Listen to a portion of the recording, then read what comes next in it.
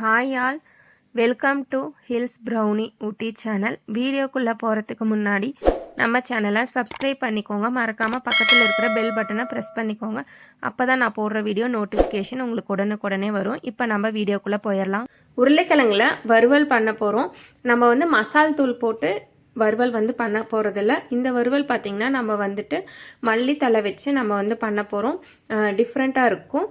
அதுக்கு ஒரு 4 உருளைக்கிழங்கு எடுத்து இந்த மாதிரி தோல் சீவி கட் பண்ணி சின்ன சின்ன பீஸாக கட் பண்ணி எடுத்து வச்சுருக்கிறேன்.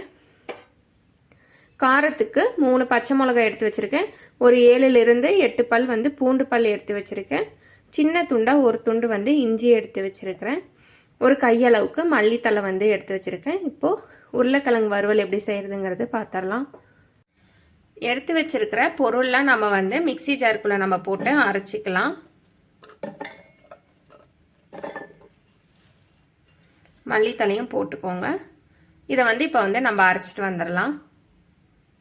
உருளைக்கிழங்கு நம்ம எண்ணெயில் போட்டு நம்ம பொரிச்சிக்கலாம்.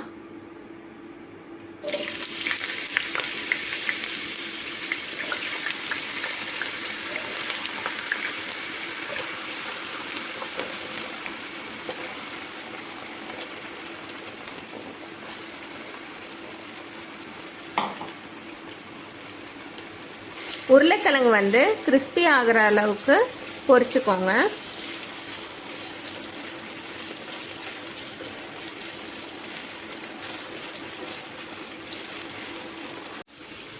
உருளைக்கிழங்கு பார்த்தீங்கன்னா நல்லா வறுத்துருச்சு. நல்லா கிறிஸ்பியாகவுமே ஆயிடுச்சு. ஒரு உருளைக்கிழங்கு இப்படி நசுக்கி பாருங்க. அப்படியே நல்லா பூ மாதிரி அப்படியே நல்லா மசியுது பாருங்க உருளைக்கிழங்கு. இப்போ உருளைக்கிழங்கு நம்ம ஒரு பிளேட்டில் மாற்றிடலாம். எண்ணெயை வடிச்சிட்டு ஒரு பிளேட்டில் அப்படியே மாற்றிக்கோங்க.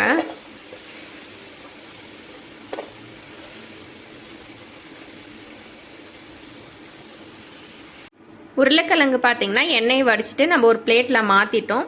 இப்போது இந்த பாத்திரத்தில் இருக்கிற எண்ணெயை நம்ம கொஞ்சமாக ஒரு பாத்திரத்துக்கு ஊற்றி வச்சுட்டு நம்ம தாளிச்சு விட்டுறலாம் உருளைக்கிழங்கு. ஏன்னா இதில் எண்ணெய் நிறையா இருக்குது. அதனால் எண்ணெய் கொஞ்சம் மாற்றி வச்சுக்கலாம்.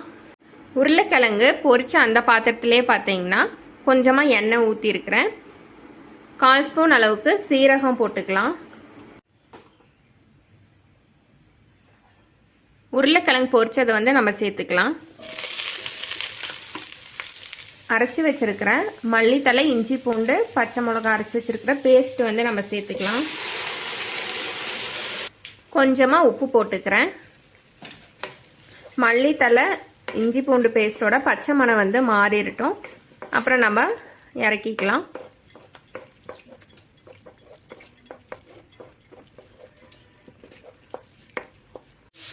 மல்லி பேஸ்ட்டோட பச்சை வாசம் பார்த்தீங்கன்னா போயிருச்சு. உருளைக்கிழங்கும் பார்த்தீங்கன்னா நம்மளுக்கு நல்லாவே வணங்கிடுச்சு. சூப்பரான உருளைக்கிழங்கு வறுவல் ரெடி ஆயிடுச்சு. ஒரே போல் உருளைக்கிழங்கு செய்யாமல் மல்லித்தலை, இஞ்சி, பூண்டு, பச்சை மிளகாய் இந்த மாதிரி போட்டு செஞ்சு பாருங்கள். வறுவல் சூப்பராக இருக்கும். இப்போ வறுவலை நம்ம இறக்கிடலாம். உருளைக்கிழங்கு வறுவல் ரெடி ஆயிடுச்சு. ஈஸியாக செஞ்சிடலாம். உருளைக்கிழங்கு நீங்கள் பொரிச்சு எடுத்துட்டிங்கன்னா மட்டும் போதும். மல்லித்தலை, பூண்டு, இஞ்சி, பச்சை மிளகாலாம் போட்டு நீங்கள் அரைச்சிட்டிங்க அப்படின்னா ஈஸியான ஒரு வறுவல் நம்மளுக்கு ரெடி ஆயிடுச்சு. ஸ்கூல் போகிற குழந்தைங்களுக்கெல்லாம் இந்த மாதிரி ஒரு வறுவல் செஞ்சு கொடுங்க. மிச்சமே வைக்க மாட்டாங்க, எல்லாமே சாப்பிட்ருவாங்க. அந்த மாதிரி ஒரு வறுவல் இது. இதே போல் வறுவல் நீங்களும் உங்கள் வீட்டில் செஞ்சு பாருங்கள். செஞ்சு பார்த்துட்டு எப்படி இருந்ததுங்கிறத கமெண்ட்ஸில் சொல்லுங்கள். வீடியோ பிடிச்சிருந்தா வீடியோவுக்கு ஒரு லைக் பண்ணிடுங்க. அப்படியே நம்ம சேனலையும் சப்ஸ்கிரைப் பண்ணிடுங்க.